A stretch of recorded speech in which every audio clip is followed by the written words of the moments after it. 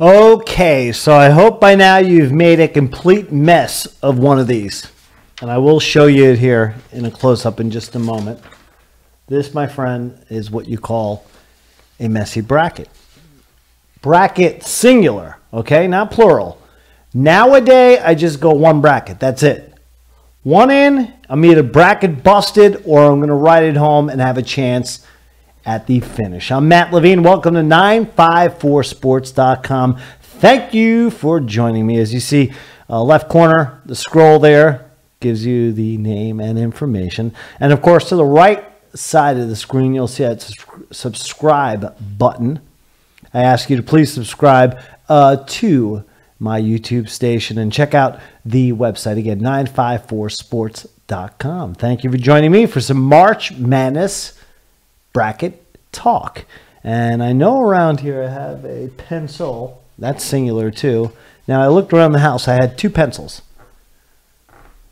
Right? Both of them had erasers. That's all I have is two pencils. One of them gone. Don't know where it is. It was in my ear, but maybe that was this one.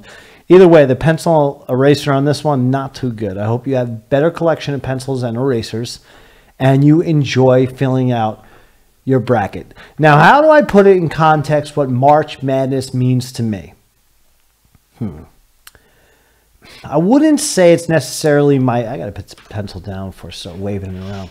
I wouldn't say necessarily it's my favorite sporting event. It's a very close 1A to probably the Super Bowl and World Series, depending on if one of my teams is in the World Series or Super Bowl. There's no question about it. That supersedes March Madness, but March Madness is right up there. It's in my top 5 handful of sporting events, again, right behind the World Series, Super Bowl, NBA Finals, March Madness, and then you've got your kind of random ones that go on, right? The one-offers, the Kentucky Derbies, maybe a Wimbledon final, any U.S. Open final in tennis. If it comes down to crunch time, I'll take. But again, those are the one-offers. An Olympic gold medal, a team sporting event, USA Hockey, Dream Team, those sort of things. But March Madness, it's right up there as just being the ultimate sporting event and the ultimate soap opera of a sporting event. It just carries on, right? From St. Patrick's Day all the way to the start of baseball. So you've got about 2 weeks of just pure hoops du jour. And again, I just go with one bracket. I will give you my final 4. I'll give you some reasons behind why I chose the final 4 teams that I believe will make it to Minneapolis for this year's Final Four. And I'll give you some highlights and some upsets I foresee in the first round. Now, a historical note. I've been playing in these March Madness brackets for years, decades, going back to my college years. Now, 3 years ago or 2 years ago, when Gonzaga made it against North Carolina, that was 16-17. That was the best I ever finished. Out of 1,200 and some odd people, I finished tied for second. Tied for second. And I won some shekels. And that was about it. I think that was enough for a lifetime. That will cover all the pools. As I said, I just do one a year for here to eternity, okay? That was then, this is now. So here's a look at my bracket. Can't really see all the details, but you see how messy it is. Bottom right corner, Kentucky. That's the only time I use the eraser. But there you see my Final Four right there. You see Duke. That's an original one. Gonzaga to the bottom. Tennessee and Washington. Yes, Washington. Tennessee. I don't think that's that much of an upset pick, but that is my Final Four. Went through it rather quickly this time. Good, bad, or in between. Last year, I was busted. Like probably the most of the country was, with the University of Virginia becoming the first 16 seed to bow out. That and the Loyola of Chicago run an 11 seed to the Final Four. Those two things happening, the Virginia loss and the Loyola run, absolutely destroyed yours truly in last year's bracket. But this is this year. Okay, so you've got my Final Four. Duke, like I said, Hardly an original pick, but they're the Blue Devils. Tennessee, Washington, Gonzaga. Talk more about it in a moment. I want to get to the first round upsets I see happening, okay? Here are some of the first round upsets I foresee. Liberty, they're a 12 seed. You always get a 12 seed kind of knocking on the door, don't you? And knocking off the 5th seed. The 12 seed, I see doing it this year.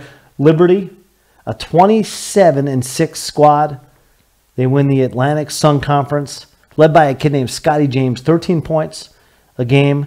He had 27 in their win against North Florida to take that conference. So I see Liberty getting that first round win over Mississippi State, a well-balanced team. And James is 13 points, leads them, and they've got a couple of guys that have scored near a dozen. It's one of those old-school Hoosier-esque teams. Spread the ball nicely, play some defense. I see Liberty pulling off an upset, a quality squad there. 27-6 again on the season. Florida, watch out for the Gators. I know I'm in the Sunshine State, but I'm not biased by any means. You see this hat I'm wearing, right? We'll talk about my boys in just a moment. Representing here with my Sun Devils, who are in the March Madness NCAA Big Dance Tournament. Meanwhile, whoops, wrong one. Let's go back to the upsets here. Okay, watch out for Florida, 19-15. You say, what are they doing there? 9-9 in the SEC, but a quality 19-15 record, taking on a tough Nevada squad, the 7 seed, Mountain West champion, Florida. All kinds of a weirdness going on this season. A streaky team. They've won 8 of their last 12. 2 of those wins against Tennessee. Fell short, though, to Auburn in the SEC championship. But Florida, a very streaky team, well coached by Coach White. And I think they can do some big things. Watch out for the Gators. Meanwhile, I like the 9 over the 8. Oklahoma over Ole Miss. The folks in Mississippi not liking 954sports.com tonight.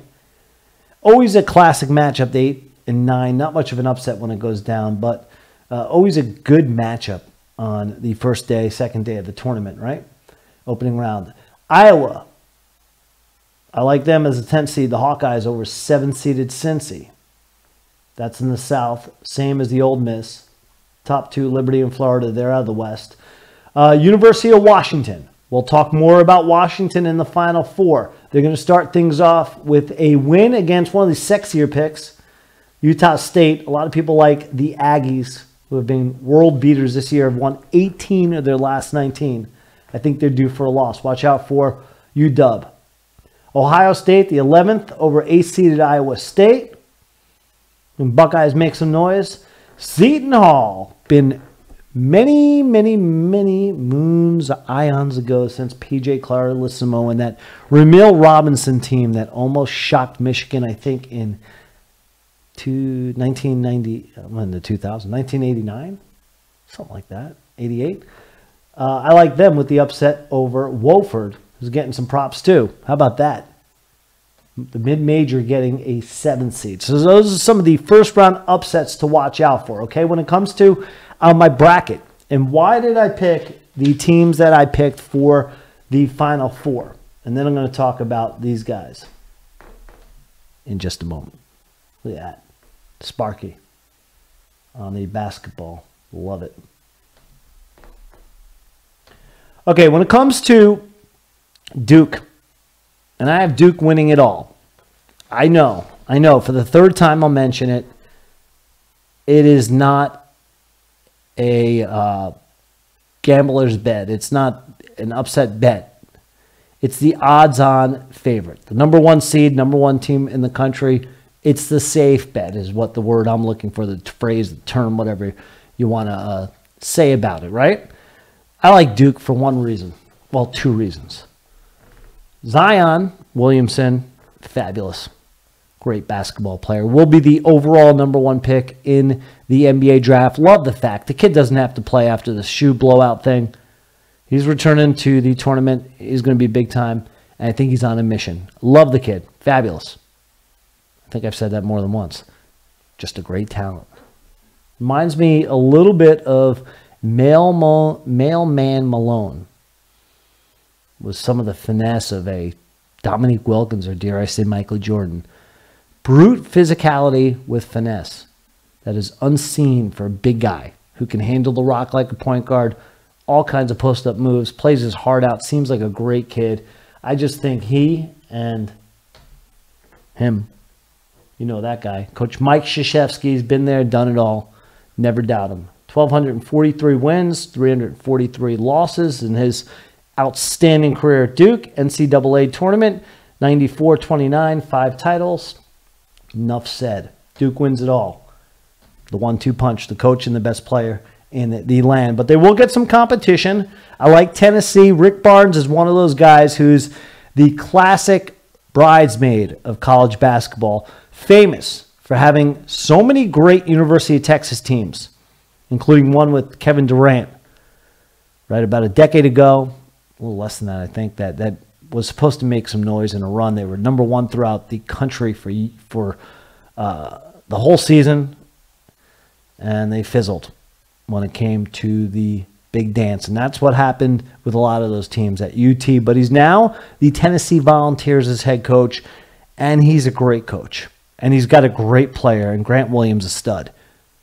You talk about Zion. Grant, similar player, 6'7", 230. Not as big as Zion, but a big kid who can stretch the court. 19.7 rebounds, 3 assists. I think he, along with Barnes, that's a 1-2 punch. I think it's a coach who's very overdue for an appearance in the Final Four. So I like the Volunteers, who for a portion of the season were ranked number 1, including a big win against Gonzaga. Talking about Gonzaga and talking about a coach who has somewhat been a bridesmaid, but on a different level, not with the major programs. But he has taken a mid-major at Gonzaga in the Pacific Northwest and made it a player in major big-time college basketball. We're over Gonzaga being a Cinderella team or a team that can hang with the big boys. They are one of the big boys. 2 years ago, as I mentioned a moment ago, when I won my NC tournament, or I'm sorry, I wish I won it. When I finished talking about bridesmaids, second place tied in the NCAA tournament, it was because I had Gonzaga going all the way to the finals against North Carolina. Gonzaga came up just a bit short. Mark Few had been there since the 99-2000 2000 season, and he's been great. 529, 117. And they've been a team that has come very, very close to making that ultimate run. So I have Gonzaga getting very, very close again and making a big run as they will play out of that West bracket. You know, the West bracket and the East bracket, Duke and Gonzaga respectively, out of those two respective brackets. I don't think the competition's that stiff. I think they'll have more or less a pretty easy time dancing their way to the Final Four in Minneapolis, Minnesota. Meanwhile, Washington, the funky team of the bunch, right? Got 2 number 1s and a number 2. And you say, Washington? Huh? Well, Washington comes out as the 9th seed out of the Midwest. Okay? And Washington has been one of those teams this year that has been sort of funky as well. 26-9. They lost in the Pac-10 final to Oregon. A lot of folks expected them to win the Pac-10 tournament title, I should say. They've been kind of back and forth with that 26-9 record where they've never really been able to put together a consistent, dominating run this season. But they've got a kid to watch out for. I mentioned Zion. I mentioned Grant over at Tennessee. Watch out for Jalen Noel, the Pac-10 Player of the Year, a shooting guard that's an old-school guard that can just stop anywhere on the court, hit a jumper or a three, and just bury it. 16 points a game, 43% from downtown three-point range. A very, very good basketball player. And Washington plays some old-school defense in the Pac-12. Go figure. You know, the Pac-12 had a defensive year. Not that high-flying basketball we're used to for a lot of squads, including UW. So Washington as the 9th seed, why not? Why not? I think it's always perfect to predict imperfection. Just thought of that. In the NCAA tournament. One shiny moment, right? So watch out for those Washington Huskies. So you got my Final Four. Does it make sense? I don't know. I picked the team that everyone probably picked, is going to pick. The number one team in Duke, a safe pick, like I said, every year, but for good reason this year. Duke is just loaded. And I said it. They got the coach, and they got the best player in the game. You got Tennessee, you've got Washington, and you got Gonzaga. The final score in the final game, I have Duke winning 73-59. Meanwhile, my Arizona State Sun Devils, they will look to win the play-in game on Wednesday night against St. John's. Interesting matchup here. I love what Coach Bobby Hurley has done with ASU. He's put him back on the map.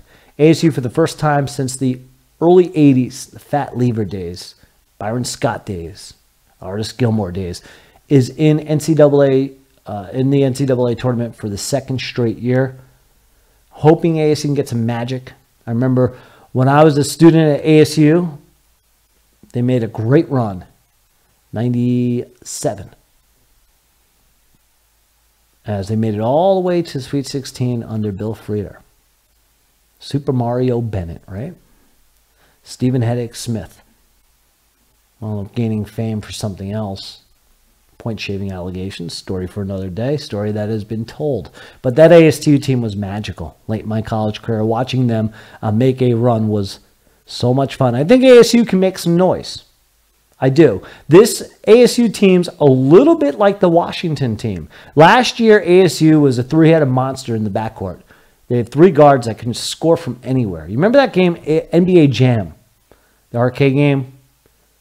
Guys just pull up and make it rain. That's what ASU did last year. But this year, they've been able to do it a little bit with the defense. Zylan Cheatham.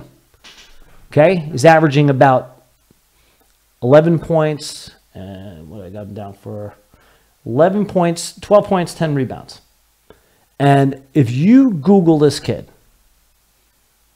okay, Zylan Cheatham, Google him and see what type of hell he's had to go through personally in his life to be able to perform on this high of a level, on this big of a stage, and being just an outstanding kid academically, athletically, and represent that university. All the adversity, go Google him. Read about his story. It'll make you really appreciate some of these kids, especially a kid like him who's just given it his all. And he's been a defensive stalwart. I don't know what the hell the word is. It's been a long day. For ASU, he's been great, okay? With the double-double, he cleans the glass, gets in everyone's face, just does all the little things. So this is a different ASU team. I think they can make a little noise. What am I going to say? It's my university. So I have ASU going into that playing game, and I have ASU knocking off Chris Mullen and St. John. So I'm always fond of having grown up in the New York City area during the great days of St. John's under Louis Carnesecca and the classic sweater. Should have got a picture of Louis' sweater to show you. God bless Louis. Long live Louis Carnesecca and St. John's. And long live Chris Mullen and Bobby Hurley. You talk about two of the greatest. Two guys that can arguably be on the top five. If you made a five-person first-team college basketball team, Mullen may be in the backcourt, or at least at small forward, with Hurley at point guard. Arguably. Okay? It's a great debate. These two old-school players turned coaches looking to get the programs going and rejuvenated, and we'll see who wins the right to win the playoff game, playing game, and continue on into the NCAA tournament. Once I have ASU knocking off St. John's, I have them taking on Texas Tech. Texas Tech is a third seed. I have them knocking off Northern Kentucky in their opener, then ASU advancing past Texas Tech, only to lose to Michigan in the Sweet 16. So I have my Sun Devils making a little bit of a run. I have to. but I have to be realistic as well. So once again, get those pencils out, make sure the erasers work, fill in your bracket, have fun with it, enjoy the March Madness hoops. Whether you're an alumnus of a university or college that is lucky enough to be in the big dance, or you're just looking from the outside, watching the basketball within. Either way, again, it's hoops du jour. It's the best time of year for basketball, period. And like I said, for me, right behind the Super Bowl and World Series, you get March Madness as just being the ultimate sporting event. So enjoy the hoops. And again, watch out for those Duke Blue Devils and Coach Mike Krzyzewski to win the national championship.